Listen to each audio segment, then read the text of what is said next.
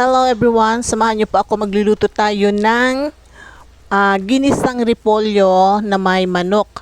Ang sahog ay manok. Simple recipe, at the same time lutong bahay. So, umpisahan na po natin ang pagluluto. Nagpainit na po ako ng kawali. And then maglagay po tayo ng 1 tablespoon of margarine and konting mantika, at least 1 tablespoon din. And igisa po natin ang sibuyas, bawang. Ayan, inuna ko po ang sibuyas. Igisa po natin.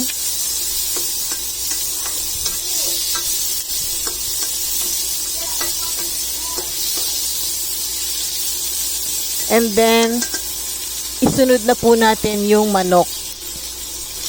Ayan. Ito po yung sahog natin sa ginisang repolyo. Simpleng ulam lang po mga ka-grandma.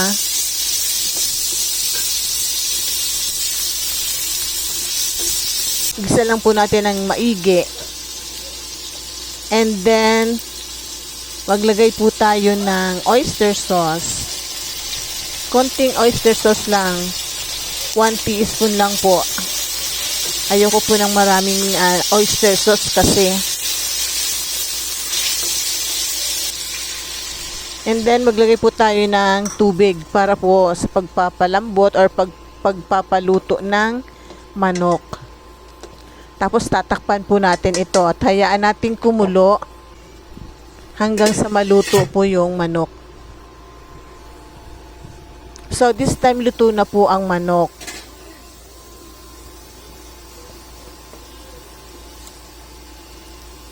Maglalagay naman po tayo ng salt and pepper to taste.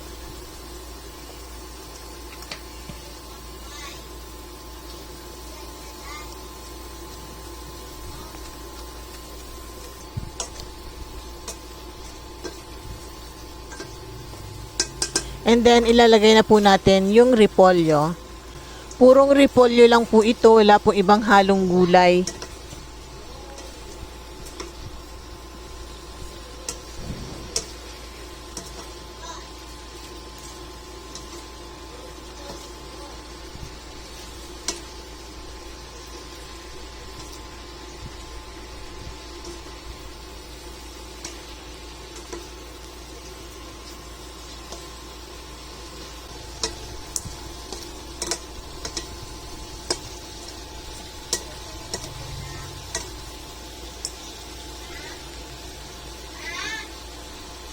Ready to serve na po ito mga ka-grandma. And sana po magustuhan nyo ang video na to. At kung nagustuhan nyo po, huwag kalimutang mag-like, share, comment, and subscribe. Ito na po yung ating ginisang repolyo na may manok.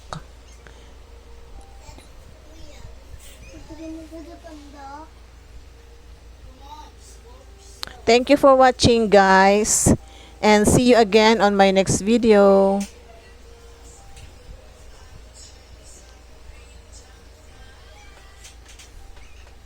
Mabilis ang luto lang po ng ating ulam sa tanghalian. Bye! God bless everyone!